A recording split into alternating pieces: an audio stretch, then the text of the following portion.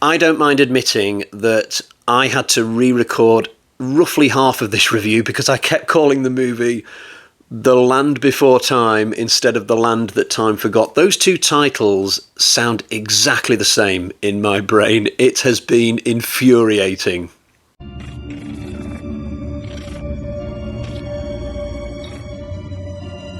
Hi guys, and welcome to part 18 out of 20 Amicus reviews that I've been planning. You'll find all my other Amicus reviews in my Amicus playlist, which seems like a very obvious thing to say. I mean, it's not like I'm going to dump them all in my Friday the 13th playlist, is it? There will be spoilers today, by the way. The events of this movie are literally millions of years. Or actually, no, they're not. This movie is set, rather, in the 1940s. I'd totally forgotten about that. We'll come to the plot in a minute, but it feels like a prehistoric movie. So I generally don't review a lot of fantasy movies, just one every now and again. I did have a lot of fun reviewing the Hammer fantasy films, things like 1 Million Years BC with Raquel Welch and When Dinosaurs Ruled the Earth and those sorts of movies. So I was interested to see what Amicus's fantasy films would be like, and we're going to start with this one. I think there are 3 in total that we're going to be talking about. This one was directed by Kevin Connor. He was still a relative newbie in the directing game at this point, although he had done From Beyond the Grave for Amicus earlier in 1974. This might have been his second movie. Presumably he was still quite cheap at this point in his career. The plot for this, so like I said, it's set during World War II. It might be World War I, actually. I honestly don't know. There are lots of sub and ship battles going on between Germans and the Allies at the start of this, and one German sub manages to sink an Allied ship. But there are a bunch of survivors who manage to jump into these small boats, and improbably they then get on top of the German submarine, fight their way in, and they commandeer the thing. Which I just find this to be absolutely ludicrous that this could happen, but you just got to go with it, I suppose.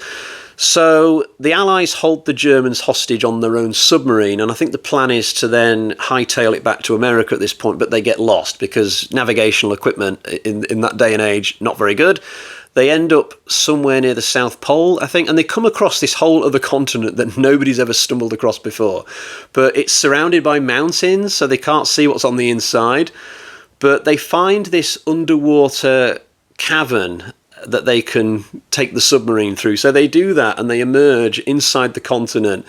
But this place is full of dinosaurs and cavemen, and suddenly they are stuck there because they're running out of fuel. So the rest of the movie, the Germans and the Allies have got to work together to find enough natural resources that they can create their own fuel to put into the submarine so that they can escape again. So that is essentially the plot. The main hero here is played by Doug McClure, an actor I'd never heard of coming into this, although apparently he was quite a well-known figure back in his day. The first thing I thought of when I saw the name Doug McClure on the credits was Troy McClure from The Simpsons. You know, hi, I'm Troy McClure. And to my astonishment, when I started looking up info about Doug McClure online, I found out that actually Troy McClure was based on Doug McClure, which I find incredible. But I guess this just proves that there can't be that many McClures in the world, surely. But this guy, I mean, he's a very old school sort of leading man. It's hard for me to think that he would be a leading man in Hollywood these days, but he's got a presence about him. Not that impressed with his fighting. This guy's agility in fight scenes is questionable. I reckon I could take out Doug McClure, and I'm soft as hell, but it just goes to show how much movies have changed.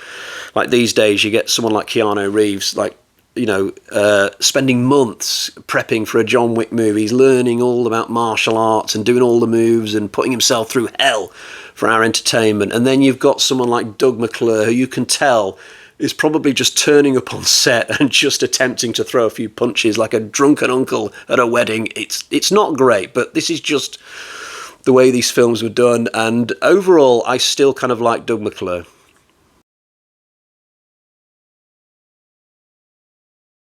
One of the best things about this movie is the relationship between the Germans and the Allies. So to begin with, they're beating 7 bells out of each other, you know, but as the story progresses and they realise they've got to work together, you see all this mutual respect beginning to form, especially between the leaders of the two factions. So on the one side, you've got this German captain whose name I can't remember. And on the other side, you've got Doug McClure's character, who I believe is called Bowen Tyler.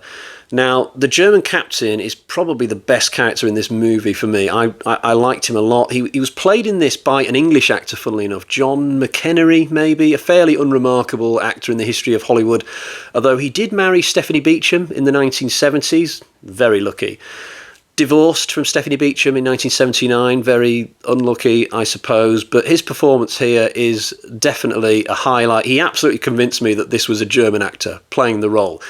But I think there are two reasons why I really liked this German captain. So firstly, he's like the voice of reason in this whole film. You'd think that that would be Bowen Tyler, but it's not. There's a moment where a character from both sides gets into this punch-up, which is not a very sensible thing, given the environment that everybody is in. But Bowen Tyler, instead of trying to break it up, he's there on the sidelines, like egging them on, go on, hit him, go on. You know, he's being a bit of a dick, actually. And it's up to the German captain to step in and separate these fighters. So he's the one sensible person in this whole situation. And the other reason I liked the German captain is because his English is better than it should be, and that just really amused me all the way through this. Like, he knows the names of all the dinosaurs in English somehow, and he comes out with random turns of phrases that a foreign person just wouldn't know, especially back in this era where it's unlikely this German captain would have lived in America or Britain, yet he knows these random phrases, and I'm just thinking to myself, he wouldn't know those at all. But it doesn't matter, but I just really liked the character.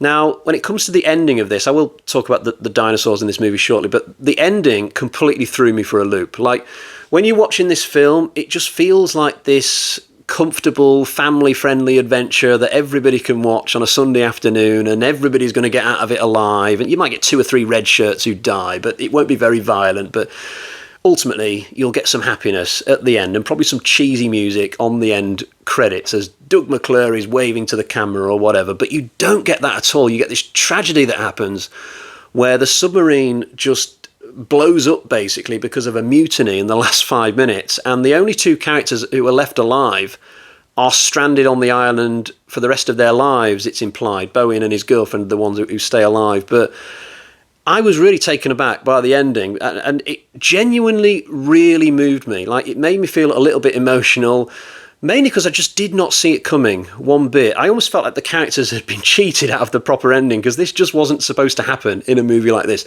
I'll tell you what I predicted was going to happen at the end of this movie. So I thought that there was going to be like this really cheesy bromance at the end between the German captain and Bowen. So I thought the submarine would make it back out onto the ocean with most of the characters still alive. And I thought there'd be this last moment where the 2 main characters have this like handshake, and Bowen would be like, well, I won't judge the Germans too quickly again during the next World War. And the German captain would be like, I guess America not so bad after all. I can't do a German accent, but I thought they'd be doing all that stuff, you know, with a proper like handshake going on. And Bowen's girlfriend stood in the background smiling, but otherwise not involved at all in any of the love that's going on. And I thought that would be the end of the movie. You know, I thought there'd be this whole moral message, like, if they can change, you can change, everybody can change. I thought that's what would be going on. But no, you get this tragedy where Bowen and his girlfriend have got to like become the Adam and the Eve of the continent and just kind of populate it maybe, but their days living in the real world are absolutely done. But it genuinely did move me. I already thought the movie was quite good up until that point, but my opinion of it kind of shot up after that ending because it was bold and totally not what was expected.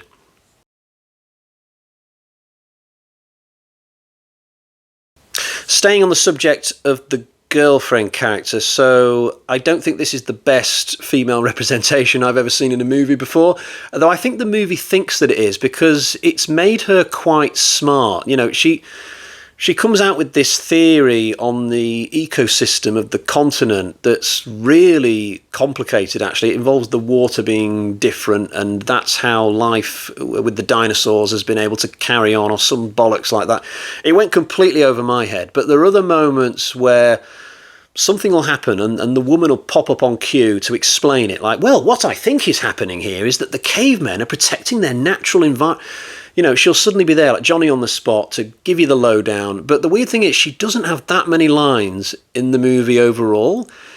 It's kind of odd, but she does get in my opinion, the funniest line of all near the beginning. So when the submarine first emerges into the continent, there's like this mass dinosaur attack. There's dinosaurs in the water, there's pterodactyls overhead, and there's loads of people saying silly things at this point in the movie, actually. There's this one guy who spots this large creature in the water. It's easily the size of a dinosaur, but in water. And he just comes out with, "Watch out for that large crocodile!" And I'm thinking, it looks nothing like a crocodile. The only similarity here is that they both would attack from water, but apart from that, that looks nothing like a crocodile. But even worse, so there's this other guy who stood on top of the submarine, and all these pterodactyls are flying around, and he says, "Oh my god, pterodactyls!" And the girlfriend character who stood right next to him at the time, she just says, "But it can't be. They went extinct millions of years ago." And she says this while the pterodactyls are literally flying over her head at the time that she says it. It's so ludicrous. There seems to be so many daft comments that are said by characters in this one portion of the movie. It's unreal. Now, the dinosaurs themselves are pretty good as a whole in this. It probably more or less matches the quality of the dinosaurs that Hammer were doing in their movies, the stop motion stuff, whatever they're doing here. It looks reasonably effective for a movie from this era. I was never taken out of the movie at any point, although one of the dinosaurs frequently made me laugh. So there's this one type of dinosaur in this. It's probably the most prominent dinosaur type that you see, though I wouldn't be able to tell you the name of it. It's kind of like this green amphibian type thing that often stands upright on its hind legs and has this fearsome looking mouth. But the trouble is, every time this type of dinosaur stands on its hind legs, that's a sign that it's going to die, because it sort of stands on its two legs and goes. But the trouble is, when it's doing that, it's not getting any closer to the characters, it's not attacking in any way, it's just standing there to be killed. Like, as soon as it does this,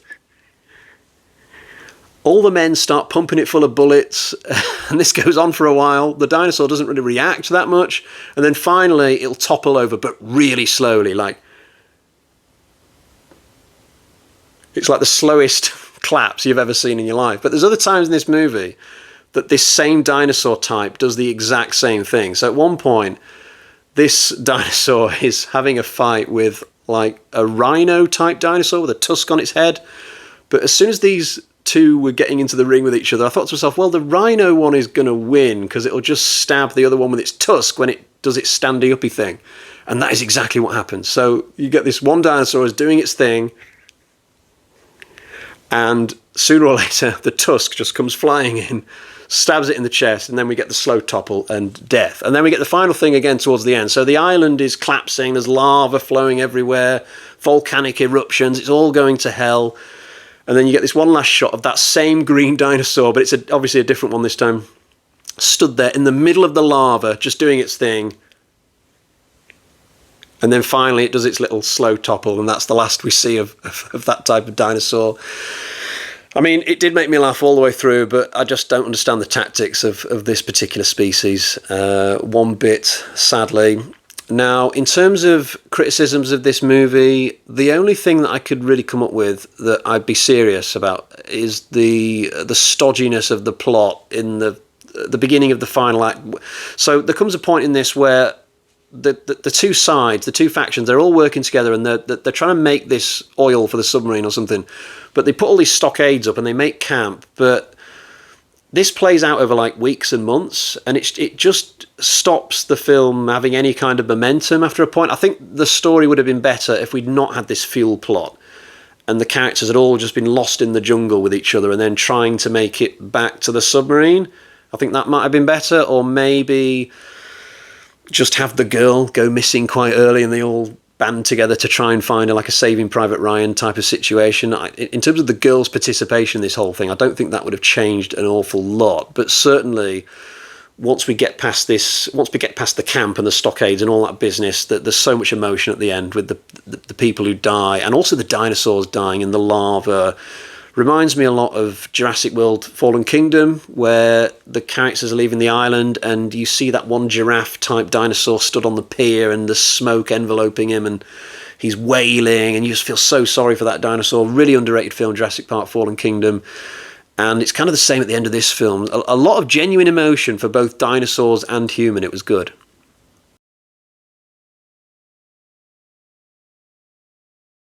Time to show you my version of this that I own. So here is my DVD copy of The Land That Time Forgot, purchased quite recently over eBay. I think it cost about £10 maybe, second hand. The quality of the picture is fine. I mean, it's not been remastered or anything, but it's not like it's full of smudges or anything like that. It's perfectly watchable. If you want to watch this movie, I could absolutely recommend this version. In terms of features, so there's an interview with director Kevin Connor and an interview with Susan Penn Halligan, who I presume is the actress playing the girlfriend. In fact, it is. I can see in the blurb on the back that the young biologist character is called Lisa Clayton, played by Susan Penn Halligan. But I've not seen either of these interviews. The film is a PG, so anybody can watch it, even your little ones. It's reasonably good. Now, there's no reading update today because I'm still trudging my way through Stephen King's Firestarter, but we will go to the Bag of Terror to find out how I'm going to score this movie. So we've got 1, 2, 3, 3.5 bloody axes out of 5. Now, until the ending of this, I was probably thinking of a fairly neutral kind of 2.5, but the emotion of the ending and all the surprises that you get really bumped up the score. So, decent effort, and this constitutes something of a recovery for Amicus after the deeply disappointing The Beast Must Die. So I'll be back soon to cover the next Amicus fantasy film, which I believe is called At the Earth's Core and actually stars Peter Cushing. So kind of looking forward to that one. But for now, I'll bid you adieu. Until next time, cheerio. Bye-bye.